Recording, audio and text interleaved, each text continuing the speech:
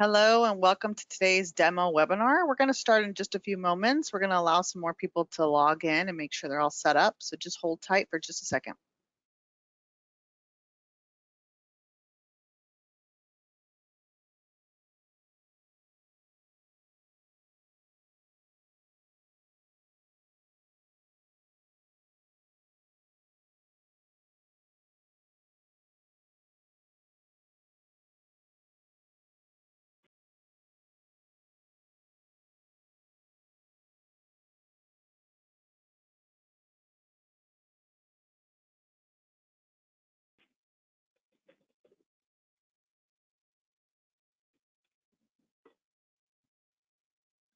All right, well, I gave everyone 1 extra minute. So I'm going to go ahead and start. I want to welcome everyone and thank you for joining us for today's demo webinar showcasing RockSolid MAX. My name is Monique and I'm the marketing manager here at for the LBM division here at ECI, and I'm really excited to help moderate today's webinar. First, let me start with some quick housekeeping. So all attendees, which includes yourself, will be muted throughout the webinar. However, we welcome your questions and comments. So feel free to submit your questions through that question panels on your control panel. We'll address as many questions as we can at the end. And a reminder that you will get a copy of this recording. So if you can't stay for the full thing or you want to share this with a colleague, I will be sending a recording of this via email. So no need to request that. All right, so at this point, I'm going to hand this over to our presenters, and do not forget, throw your questions in that questions panel. Thank you, Monique. So to introduce ourselves, I'm Andrew Myers. I'm the sales director here for the RockSolid team. Just a quick blurb about myself. I grew up in this industry. My family owns a lumber yard nearby, and I grew up, from pushing the broom around the store when I could first start to work, all the way through running one of our locations, and then have been with ECI now for the last 7 years. And with that, I'll hand it to Rob to introduce himself as well. Yes, thanks, Andrew. So yeah, my name's Rob Crawford, and I've been with ECI here going on 17 years now. I've done everything from support to training, implementation, sales, and most recently a demo type role as far as a sales engineer is concerned. And then prior to that, I worked at Do It Best in their point of sale department for another 13 or 14 years. So over 30 years in the industry. So I've helped a lot of stores implement systems and modernize their store with newer technology along the way. So hopefully we can show you some of that here today on how the RockSolid MAX can potentially help your store. Thank you, Rob. So just a few slides to go through at the top here. Would like to introduce you to who we are as a company, what we do that's really unique in the market that we serve, and then hand it back to Rob to show the software itself. So just at the top end, to introduce you to really who we are, our mission statement. We're industry experts supporting the entrepreneurial spirit and profitable growth of small and medium-sized businesses. That's really our credo. That's what we do. We build it into every part of our business, every decision that we make, and the way that we roll out software to our customers. So I trust that you'll see that throughout the presentation today. Kind of a 30,000-foot overview of ECI as a whole. ECI as a private company has a number of software platforms underneath our wings. You can see here we're very financially sound with a strong history of growth. We're a global company with 20 plus locations headquartered in Fort Worth, Texas. Now, the reason that we put some of these numbers up here is just to say that we're not a massive conglomerate that's easy to get lost in, but we're also not working out of our garage as a startup trying to get our feet wet in this industry. We've been around for a while. We have a lot of resources to bring to our customers to make ourselves a very cost-effective partner in the software space. To drill a little bit further, what ECI does that's unique, every one of those software platforms that ECI owns is built with a purpose. So it's very industry tailored to a core business focus. So everything that you'll see today in Rob's portion, from the sales piece, document management, estimating and quoting, the reporting, everything is really built with this industry in mind. It was designed by people from this industry, so I think you'll see that it really addresses a lot of the day-to-day that you deal with. But secondary to that is kind of our lateral span, with a number of different platforms and solutions underneath ECI's wings. We're able to borrow from each other's technology to make a more valuable product. So a few things that stand out are analytics and being able to really have some metrics to drive better decisions in the business, credit card processing and getting the lowest possible rate to save money there, advanced reporting, and then multi-store environments. If you're looking to grow into multiple locations and on, we can really facilitate that growth to as much as you foresee in the future. And then drilling down a little bit further still, specific to RockSolid MAX, a lot of the feedback that we get as to why people enjoy it is its ease of use. It's very simple to use, simple to train. We've got a lot of relationships across the industry. So a lot of the major co-ops we have a direct electronic connection with and interface with. And then other key vendors that you might have that aren't one of those EDI compliant vendors, we have a direct import capability to make those relationships quite simple as well and keep current costs and retails and such. And then the mobility and the cloud aspect of it is a fan favorite as well. Just giving you the ability to kind of go outside the four walls of your business, as well as the security that comes with the cloud. And I'll drill into that a little bit here. A few of the benefits that we've seen over the past few years with respect to the cloud is the fact that there's no upfront software fees. It's more of a fixed monthly expense that allows you to kind of preserve that money and keep investing it into your inventory and producing margin, which is what you're in business to do.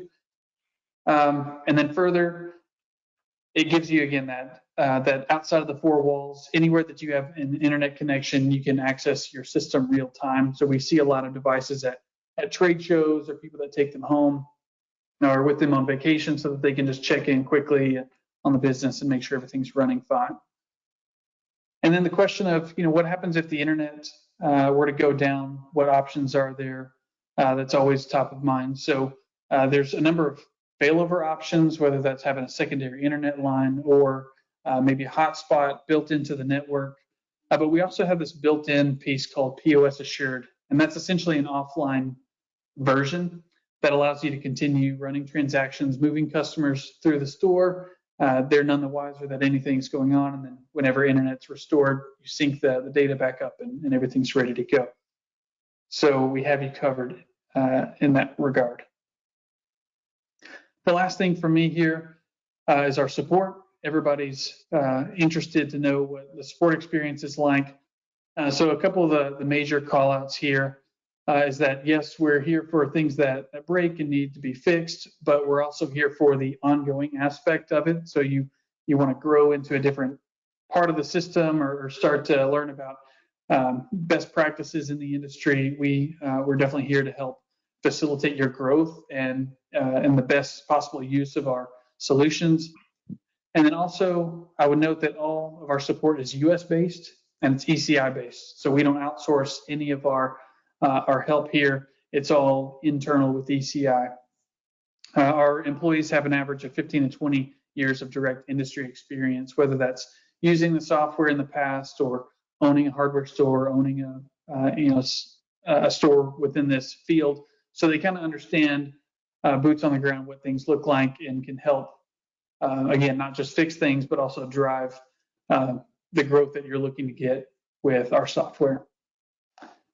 So with that, I'll hand things over to Rob and he'll show you the software. All right, thank you, Andrew. Let me get my screen here. So yeah, let's just kind of walk through the software. There's lots of functionality in the software that we're going to go through. Also, lots of functionality that we won't have time to go through. So kind of hit some of the key areas as we move along. So what you're looking at, this is kind of the home page. This is what each employee would see once they log into the system. Each employee can have their own username and password, which could have security set around what that user can and cannot do. So really the 4 key areas that we're going to help manage the business would be within obviously point of sale transactions, purchase orders, inventory, and then your accounts receivables. So I'm going to go ahead and start in the point of sale. And within this, there's really 3 different types of transactions. Most common would be a regular sale, that's selling the product to the customer. It relieves your inventory, adds it to the sales dollars. You know, typical daily type transactions there. Now, the other thing you can also do would be orders, which can consist of special orders and or reserving quantity for a future pickup or a future delivery. And then the third option is just add a quote, basically a price list that you're presenting to the customer, has no effect on the inventory, just a price list that you would show the customer. So let's start with a sale and just kind of walk through some of the basics here. Of course, we have the ability to scan barcodes, you know, pretty typical stuff there. You can also type in item numbers if you know them. Again, standard stuff. If you don't know it, you can search for what you know. So if I'm looking for a bag of mulch, just type in mulch and there's everything that matches. It does show the quantity, it does show the retail. So we simply select that row and it adds it onto your ticket. Another search tool that comes in handy is what we call this image list. So this is kind of an electronic price book that you can create for those items that you have to look up frequently, whether it's you know, sticks of pipe or outside products, lumber, you know, lots of different variations of this. One of them that I like to show here is the bagged goods. So your outside, you know, topsoils or your soils. Click on the different groupings. There's the products. Can have images be shown for each of those bags with the quantity and the retail. So you select that peat moss and they need 2 bags and on to the next item. Other things that you can also do as far as putting items onto the ticket, you can use what we call some tally items. So in this case, I'm going to pull up a code that I have typed or that I have connected to all my Doug fir. So I type in that code and there's everything in my Doug fir family as far as the lumber products are concerned. So as I arrow down the list, I can see what I have on hand for each SKU. If I have the right security, I can see the cost information, and then of course the retail. So we need 4 of those, you know, 6 of those, 5 of those, you know, 4 of those. Accept it, and now those items are added right onto the ticket. So instead of typing in every single dimension that I need, I'm working in that same family, and it adds those products right onto the ticket. If we go ahead and total this out, let's say that that's all they need, just a simple F12 opens up your processing window. Cash, check, credit cards are all listed there. If you have the integrated credit cards through our software, you can just simply tap the Apple Watch or have your customer tap the Apple Watch, insert the card, and it processes the transaction. Or in this case, I'll just take $200 in cash, calculates the change, spits out the receipt, kicks the cash drawer, all that good stuff automatically. And now we're ready to go on to the next transaction. So the other transaction that I want to talk about would be your house accounts or your AR charges. So right from here, if I know the customer's number, we can simply type it in. If I don't know their account number, we can search for what you know, whether that's a name, a phone number, whatever. There's everything that matches. So I just typed in Smith, there's the result list. And I'm going to grab this first account because this account has what we call job accounts or parent and sub-account relationships tied to it. So basically each of the different jobs is an account within itself that has its own discount structure or could have its own discount structure, its own tax structure, its own credit limit, and most importantly, it would get its own statement at the end of the month. So each job is kind of isolated by itself, but it also rolls up into the master account to give a total of what that whole customer owes as a whole. So I'm just going to go ahead and grab this, this account here. Now, once you put items onto the ticket, it's going to go out and look for any special discounts or tax exempt statuses, all those different rules that are tied to the account record. So for example, on the discount side, it's automatically pulling in that special price. And we can see that because it shows that our contractor price is $20.89 versus the store retail of the $21.49. Now, discounts can be set up very, very simple, or you can get very advanced. So simple would be, okay, this guy gets a 5% across the board, except for net items or sale items, you know, those rules. Or you could go a little bit deeper and say this guy's a plumber, so I'm going to give you a 5% discount in the plumbing department and maybe only a 2% discount everywhere else or nothing everywhere else. Or even deeper yet, you can say, okay, these 6 items I'm giving you a special price on, Everything else is 5% or 2% or nothing. So very, very flexible. And those discounts can be a simple discount off of retail or a cost plus type scenario. So a lot of flexibility when it comes to setting specialized pricing for customers that need that specialized pricing. Okay, now you also have details that you can look at while you're in the middle of a ticket. So if I just open up the folders down below, this is going to give me information about the customer's account information. So their name, address, phone numbers all here. If I have the right security, I can see the balance. What does that customer owe? Current 30, 60, 90 type numbers. Last time they paid, all the good stuff there. And then if I go into the inventory tab, this is showing me my quantity on hand, quantity on order, min-max numbers if I have those set up for suggested reordering, which we'll touch on some of that here in the future. So just a quick visual there. And then I can also look at the different pricing levels. So again, those discount tiers are going to be displayed here along with the cost, assuming again that the user has the right permission. And then I can also see images. So selected buying groups like your Do It Best, Aces, True Values, Oracles of the world, they're going to download images from the EDI catalogs that we connect with, or you can attach your own digital image if you wanted to. If you're selling like crown molding, for example, there's the different images of the crown molding, the different profiles that you might want to attach to that product. So again, lots of different ways to have additional data associated to that SKU. And then coming in from the inquiries tab, this is where you're going to see how many times or what purchases did this customer purchase of this joint compound. So you can see they pretty much buy one at a time. They did buy 8 a while back. So this is going to show, I think it's like the last 20 entries. And I can see what they paid for it, again, quantity, and I can click on that document to see what else did they purchase and who actually paid for it. So there's the information. If the customer signed for it, there's the signature at the bottom, stored electronically, and then we just simply close and you're right back where you left off.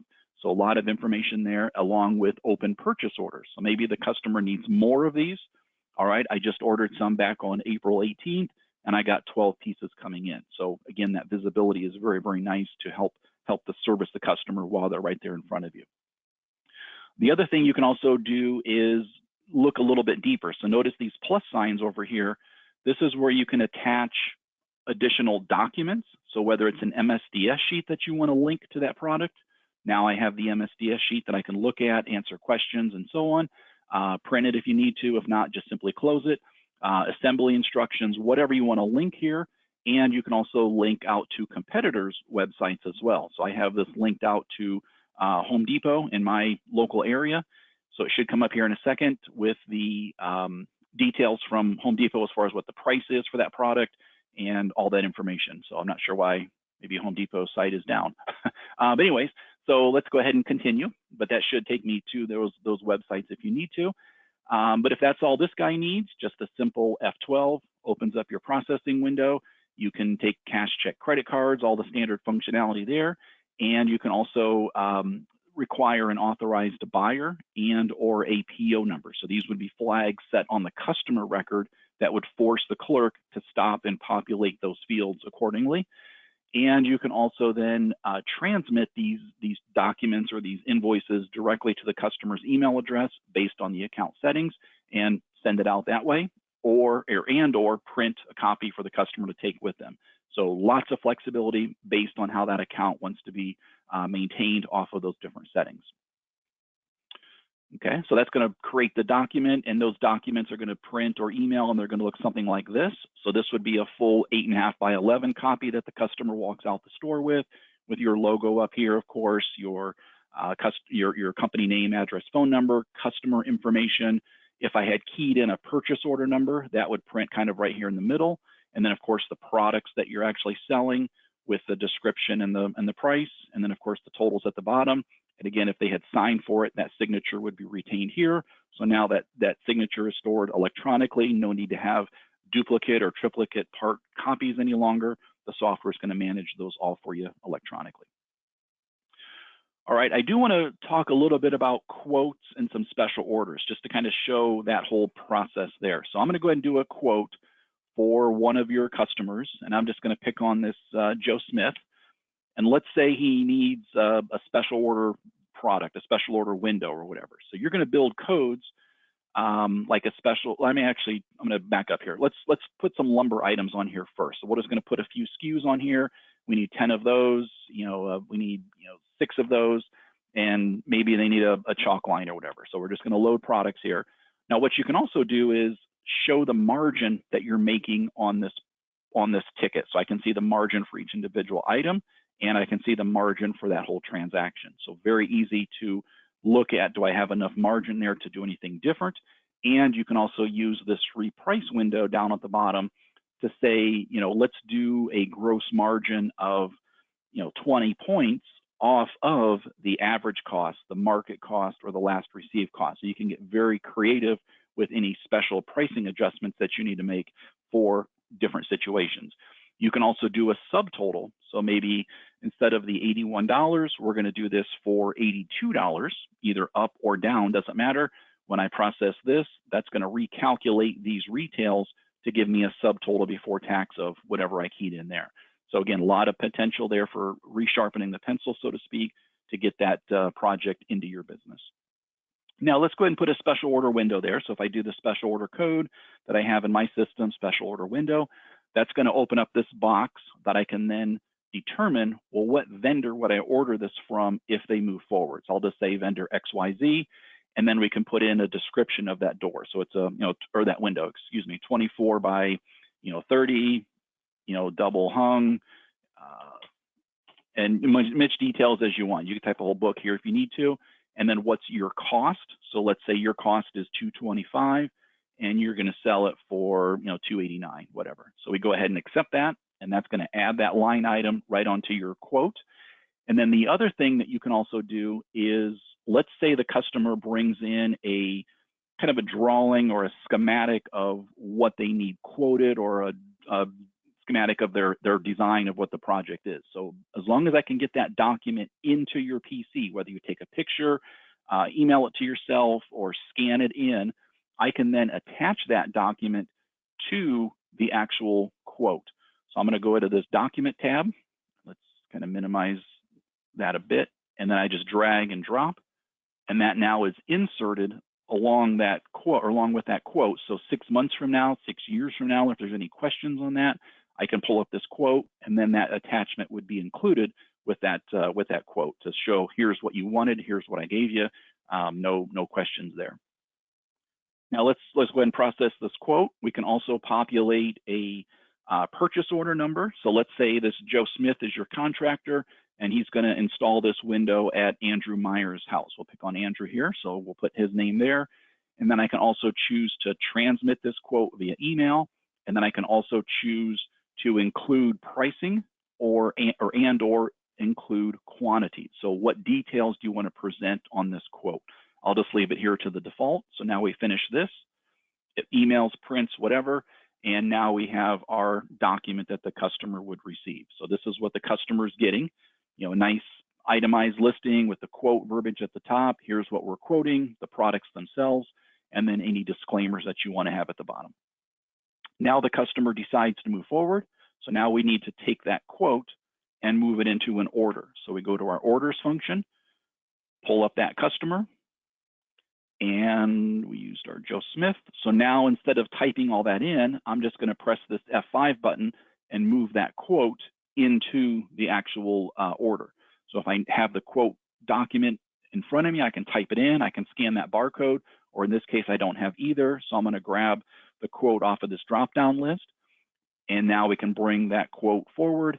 Now notice when I go into the special order window, it gives me the ability to add this right to a purchase order. So right from here, I can say, let's go add it to a new purchase order, or I could append it to an already open purchase order if I didn't have enough for freight minimums from a previous order. We can also set up a due date. When do you expect this in? I don't expect it in until maybe the 19th, and accept it, and now that line would be complete. When we go to process this order, you could take a deposit if you choose to, all up to you based on what you want. If not, just simply finish, and that transaction is now creating a purchase order, and it's also creating a customer-facing document that shows what's going to be ordered. So let me go ahead and show you what that looks like. So here is our customer order. So here's where we're committing this material. So ordered, and here's what we've sold to you. So we still owe you these pieces. Now notice my special order window no longer says SO window. It's a special order code that the software is using to receive and to sell against. So I'm tracking true profit, true cost against that specific window. Now the purchase order that's created also has that same number. So again, when I receive it, it's going into that temporary SKU, again, tracking that true cost and true profit.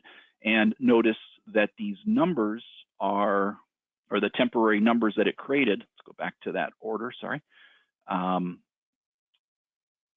That special order, that 9828, that happens to coincide with the order number at the top.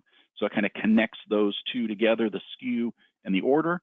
And if I had multiples, it would be just -001, -002, and so on, again, connecting it to that order. And then the last step, once that customer picks up that merchandise or you deliver it, simply we're going to go in and invoice it from a customer order. So we just pull up that account, our Joe Smith account, invoice it from an order. And just to touch on this too, you have the ability to invoice everything or just selected items. So maybe he needed the lumber right away, so we're going to go ahead and invoice him the lumber. And then 2 weeks later, we're going to invoice them for the special order window. So you can pick and choose or kind of do a partial release based on the different stages of that project. I'm just going to go ahead and grab everything. So now it goes in and processes this transaction, completes it, charges the customer, relieves it from inventory, adds the sales dollars, all that good stuff, and that transaction is now complete. Okay, so now let's say that 6 months go by and the customer, your customer, Joe Smith, comes in and says, hey, that door that I put in or window I put in at Andrew Meyer's house, it's warping, it's damaged, we need a replacement. So instead of looking through a bunch of paperwork, I can come in here and say, I want to look at either invoices, orders, or quotes. Any one of the three would work for this scenario. And let's say we think it was sometime or was done sometime this year. And the account that we're looking for, again, is your contractor. So that's going to be Joe Smith and containing an item number of a special order window. And one more qualifier here, the purchase order number. So again, that was our ending consumer. So in this case, Myers. So we open this up and there's the ticket that matches. So now I can open this up and see the actual quote. So there's the quote that we did initially. Doesn't really show where I got it from. Maybe it does based off of the description, but now I can go in a little bit further and see the actual copy of the purchase order. So there's what we ordered. Okay, we did order it from vendor XYZ. We can see, the order for the customer side, and then also the invoices here. And if we did a receiving, that receiving document would be part of this document management tree. So the point there is all of those documents that we did are now connected together. So at any point in the future, we can retrieve, all of the related files or related images and have available for you. So these are going to be saved out here forever. There's no drop off after 6 months or 6 years. As long as you want to keep them, they'll be there for you. Okay, so that's kind of enough for the point of sale. There's a lot more. I can talk for another half hour about point of sale features, but let's go ahead and kind of move into some of the office or management type screens. So one of them that I'd like to touch on here a little bit is the accounts receivable side. So this is where you can go in and take your payments, credit debit adjustments, run statements, all of that type of stuff. But up at the top, database account, let's just touch on this a little bit. So this is where you would set up your customer profile, either for new accounts or look at existing accounts. So pretty basic stuff here, name, address, phone number. Here's where you can identify what discount level, if any, does this customer fall into. And I should note that these discount names are user defined. So you can label them whatever terminology makes sense for the way you want to use these codes. You can also set up different settings down here as far as an account type being a charge or a cash account. So what I typically tell stores is if you have customers that maybe have a tax exempt status or you want to give them a small discount, but they need to pay cash, check, credit card at the time of the sale, we can mark them as a cash account. The charge account obviously would be giving them charging privileges to carry that balance into future months and then make your monthly payments. Credit limit, pretty self-explanatory. Once they reach or exceed, they can't charge anymore unless you have the right security. Emailing, so print, emailing, and faxing of statement deliveries. Most stores are starting to transition their customers to get emails. Certainly the software can do that. You can send emails to multiple email addresses. So a lot of flexibility there. And then early payment discounts, finance charge calculations, and then moving in a little bit further, this is where you're setting up what tax bucket does the customer fall into? Is there any tax exempt statuses? So really a lot of basic information there, but valuable information, how you can set up your customer records to process accurately as you do each of their future transactions. And then the last step here, last screen would be the balances. What does that customer owe? Outstanding, current, 30, 60, 90. And then at the bottom, you can see kind of some sales cost, gross profit type numbers for how this customer is doing each of the previous 4 buckets that you see down there at the bottom. So just a quick visual, how are they tracking? So let's go ahead and move a little bit further. So let's talk about statements. So end of the month rolls around and it's time to process your statements. Very, very simple. Just going to come in and say, let's run them for all accounts and go. So what that's going to do is print them to whatever printer you have set for the customers that need a printed document. Likewise, it's also going to email the customers that have the email flags turned on, and then fax anybody that has the fax flags turned on. And then the output of those statements is going to look something like this. So here's what the customer would be receiving.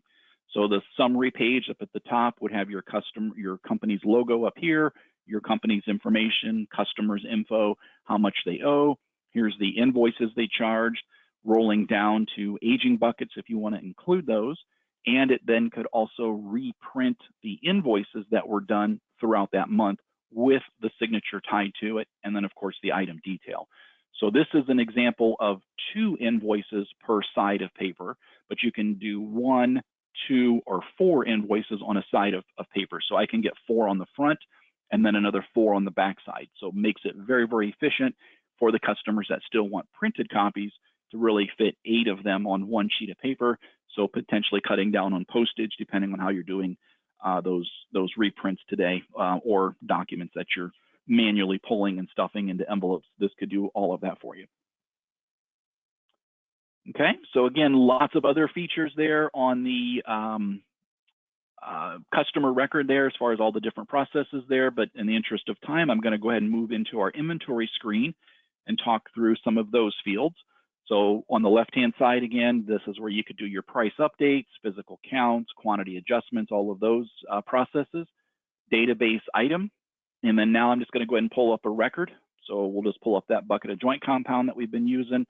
So really pretty basic stuff at the top, your description, the group and section. So that's more of a department class type structure. So now I can run different reports off of those levels to see where my sales dollars are coming from, where my inventory value sits. Again, just a different way to analyze your dollars or your inventory. Rather than looking at big bottom line numbers, I can look at individual sections. Of course, you have your primary vendor. Who do you buy the product from the most? And then also there's tabs in here that give us secondary and third vendors, all the way up to 6 different alternate vendors there if you need that many extra vendors for the same product. Okay, and then moving in a little bit further here, units of measure. So the software handles units of measure very, very cleanly, very, very nice. So all you're really doing is setting up how many eaches are in a pallet, how many feet are in a spool of wire, how many boards are in 1,000 board feet, that type of thing. So now from here, the software knows based on that conversion factor, if I sell it or receive it under those different units of measure, what does it do to manage my inventory? So again, it knows that based on those conversion tools. Moving in a little bit further, the select tab, this is where I can have some alternate SKU numbers associated to this product. Likewise, I can have alternate barcodes or UPC codes. Now these barcodes or UPC codes can be linked to different units of measure. So a tube of caulk versus a box or a case of caulk can be linked appropriately. Or you can use this if you have the same product from a different source. So PVC pipe fittings is a good example. I buy pipe fittings from 2 or 3 sources, an 1.5-inch elbow. All 3 UPC codes can be listed here under one inventory record. So I have one SKU to maintain from a pricing perspective, and then also a sales history perspective and an ordering perspective. So a lot of quick ways to use those fields.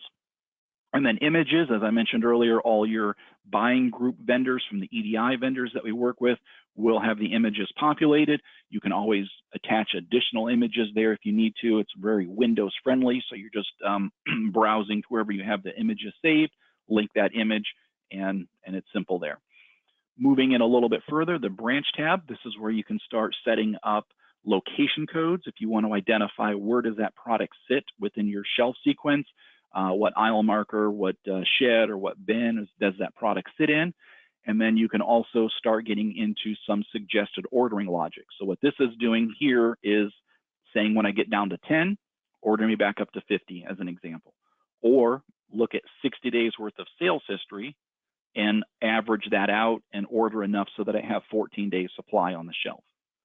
Okay, you can also throw seasonality into that as well. So what I mean by that is you can say this is a winter item and you define this for your store, the terminology, whatever you want. So if somebody buys something in March and April, it's not going to suggest that you reorder it until October, November, December rolls around. So ice melter, snow shovels, those types of things, you know, I don't want to reorder it come March or April because I'm hopefully getting out of that season. Okay, the pricing tab, touch on this for a few minutes. So the pricing tab, this is where you can see your retail. So in this case, I have it set at a fixed price of the $21.49. So what that means is as the cost goes up or down, the retail is going to lock at $21.49 and my margin then would float or change. Okay, not typically that you're going to set up a lot of items that way. Typically, it's probably going to be a margin on market cost. So you can say as that cost changes, protect my 37 points of margin so that my retail would float to lock in that margin. So as you noticed on that, you have the ability to do markups over different costs or margins over different costs. So a lot of flexibility again when it comes to setting your prices.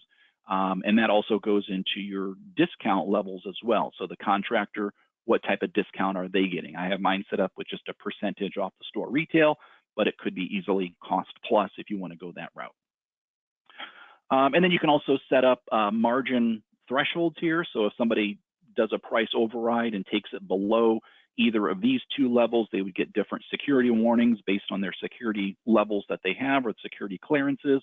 And then you can also do quantity break thresholds as well. So if somebody buys 5 or more, we're going to give you a 5% discount. You know, the bags of mulch or bird feed or dog food, whatever it might be, give a little bit better price if they buy more. All right, and then the last tab to touch on here would be our totals. So this is just simply showing how many pieces have you sold of this product each of the previous months for the past 3 years. And I can also look at that in a sales dollars view. So dollars, cost, and gross margin for that same 3-year window. So I can look at this and say, okay, back in 21, we were getting a upper 20s as far as the margin, 27 to be exact. For the year 22, our margin eroded down to 24 points, and then even into 23, our margin is still going the wrong direction. So this would be something that you might want to look at and say, okay, maybe what do I need to do? Is this item not priced properly anymore? Am I not buying it smart enough anymore? I'm always buying onesies and twosies rather than cases of 12s or 24. So just, quick ways to kind of look at some of this data to see what do you need to do to get that margin back up. All right, so again, a lot of other fields in here that we can spend more time on, but in the interest of time, let's go ahead and kind of touch on some purchase orders. So purchase orders allow me to come in and just build an order. So I can do this several different ways. So I mentioned earlier, you can have the system look at min-max levels, sales history. There's even a replenishment order that you can do where you come in and basically say, I want to order from, whatever vendor, and I want to build a purchase order and use this replenishment to say, show me everything that I sold in the last 7 days, 14 days, last month, whatever. So if you sold 6, it's going to suggest you bring 6 pieces back in, regardless of what your quantity on hand shows. So it's just a quick way to actually replenish exactly what was sold. For this example, I'm going to use the min-max levels that are set for the products that I would purchase from Oracle as an example. So when I come in here, I can see that the software is suggesting that I order 16, and I look down here and I can see that I have 0 on hand. I have 4 of them on order from another purchase order, but my min max levels are 10 and 20. So that calculates to order 16. If I open up this tab to show a little bit more details, here I can see my sales history. So this is a perfect example of something that you might want to maintain while you're in the middle of a purchase order, because I don't need that many if I'm only selling one every 2 or 3 years. So right from here, I can go to database item and make a change right to that SKU that I was just sitting on. So I go to my branch, tab here, change these numbers, process it, and then that takes me back into my purchase order that I can make any adjustments for. Maybe again, I don't need that, so let's set that to 0. And then next week when I run the order, my min max numbers are going to be reflected. So the point there is I can modify the SKU while I'm in the middle of a purchase order by addressing what I need to change. Okay, now as far as creating the purchase orders, these can be done in an office environment, like typically when I'm sitting in here, or we have some handheld devices that you can use to be out in the middle of the floor and creating the purchase order. So one of them is like a Microsoft Surface tablet or a Microsoft Surface Go that would have the exact same screen that you're seeing here on that Surface Go. So it gives you the detail of the sales history, it gives you your quantity on hand. I could go in and look at the catalog information, so it would show the quantity breaks. If you buy 1, 12, or 24, that would be populated. So I have all of that at your fingertips while you're creating that order in the store. So again, I don't have to build an order. I can just start scanning products, and it populates the screen that you can see what do you have, what do you sell, and build your order accordingly. Or you can use a smaller device like a handheld pistol type gun that has limited information, but it builds your order for you to send that or create the purchase order to send to your vendors. So a lot of different options when it comes to ordering products for your store.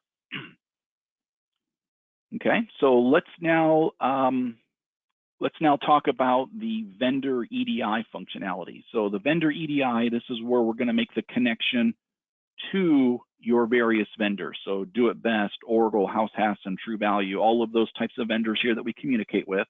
So if I go ahead and just pick one here, we're going to send orders, of course. You're going to pick up file maintenance, which would be new UPC codes, discontinued flags, also picking up price updates, so cost changes. That's going to come down.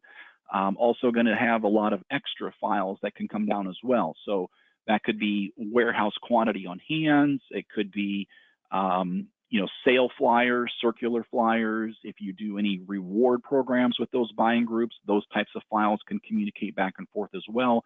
So fully connected to those buying groups for whatever type of files they're able to send down to their retailers. Okay, and then one other thing I do want to mention just a real quick is the ability to have multiple stores connected to the system as well. So if you have two locations or 3 locations, you can like transfer inventory back and forth between the 2 stores. So a lot of power there if you need multiple locations, in addition to having your accounts receivable managed across multiple platforms. Reports can be run off of multiple stores. So a lot of power there if you do need those second or third locations. All right, so for the last few minutes here, I'm going to just touch on a few different reports. I want to show you the type of data that you can get out of the system. So now when I come in here, let's say I go to my point of sale functionality, there's reports at the top that I can open up and maybe look at a daily sales report. So this is something that I can run for a specific date or date range. I'm just going to leave it defaulted to today. So we go ahead and preview.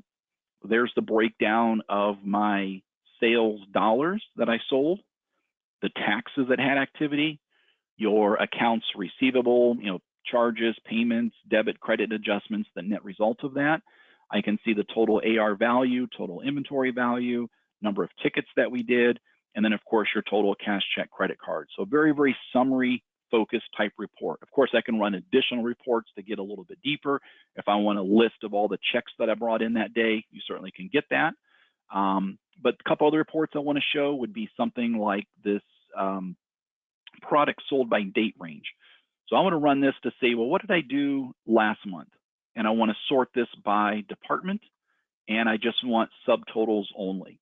So now when I run this report, this is giving me the breakdown of your departments that you're tracking, tools, plumbing, electrical, whatever it might be based on the type of business that you run, with your cost, the price, the profit, and the margin. So I can see what's the store doing and then more importantly, what's each department doing. And if I look at that, I can also see, well, that's kind of light. Maybe I want to see why I only have 35 points in this section. So I can go ahead and rerun that report without totals only. And now I'm getting the breakdown of each individual product that was sold within that time window. So I can see we sold 4 of these snip sets. There's the cost, there's the price, profit, margin for that one SKU. And then, of course, everything else is listed there as well. So again, details are there if you want them, or if you just want summary information, it's there as well. You can also run reports to look at exceptions. So maybe I want to see if somebody did a price change, if something was sold below the margin limits or zero cost. So definitely ways to kind of find out the exceptions or the concerns. Go run those reports and find that information. Or you can run maybe a trend type report. I want to see how the business is trending each of the previous months for the past 5 or 6 months. So we see charge sales, cash sales, total sales, cost of goods, gross profit dollars, percentage, ticket counts, a lot of details down there that you can look at. And then once you have a year's worth of history, then I can run that as a comparative. Now I'm comparing month to date May of 23 versus month to date May of 22. Again, side by side, what's my differences, and then year to date of 22 versus last year to date of 23 versus 22. Again, listing the breakdowns there. So a lot of details. You can run 2 or 3 reports every day or 20 reports. It's all based on what you want to look at for how you want to manage your store. Now, you can also schedule a lot of these reports to be done automatically so that they can save into a folder somewhere out on your desktop or somewhere on your PC, so that you come in the next morning and you have a folder of your daily, weekly, monthly, quarterly, annually, whatever those frequencies need to be. And you can also save these reports into different formats. So if you want to keep it in a PDF format that you can maybe share with your accountant, or just have a electronic version of that report, very easy. Or if you want to dump it off to Excel and do charts or graphs with it, also just as easy to do that as well. Okay, so as I said earlier, that's kind of the high level of the system. There's obviously a whole lot more that the software can do. So in the interest of time, I don't have time to talk all day, so I'm going to turn it back over to Andrew and let him wrap up with what we do next here.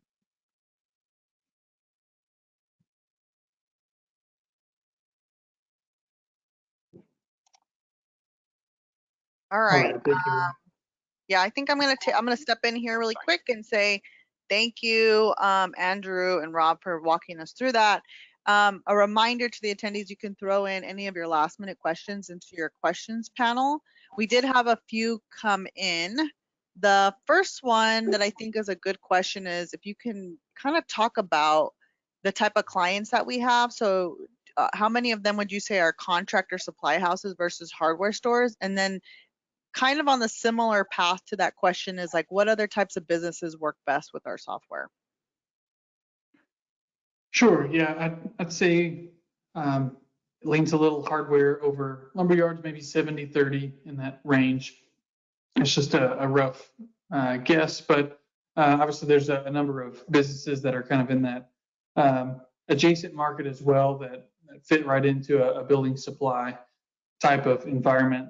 So plumbing, electric supplies, landscape supplies, garden centers, farm and ranch, feed and seed, all of those are some stores that we've worked with very well and get a lot of use out of our software.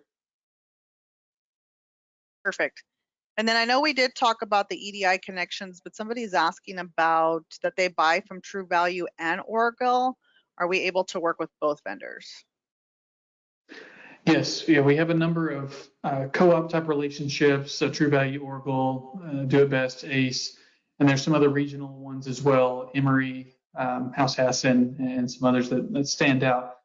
So we're definitely able to, number one, accommodate those and then accommodate them simultaneously. So there's a lot of customers in our space that have multiple vendors and need to be able to kind of analyze, one versus the other, and submit purchase orders to both at the same time. So we can definitely accommodate that.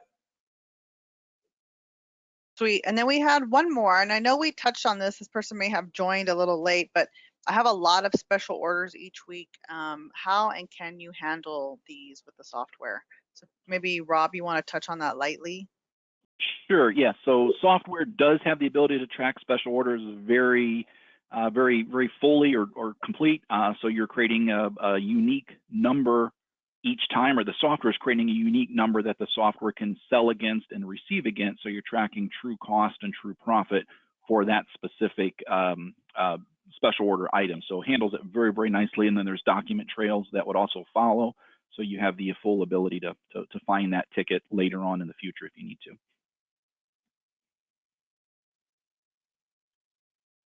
Awesome. And we did have one other question come through. It's a little specific, so we're going to take that one offline. But any other questions you want to pop in there really quick? Because we have, I guess you guys did such a good job that they don't have a ton of questions for you guys besides the one that I asked. And I don't see any more coming through. Again, you will receive a recording of this demo webinar. I do want to thank everyone for joining us today, and we'll be following up with you soon. So everyone have a great day.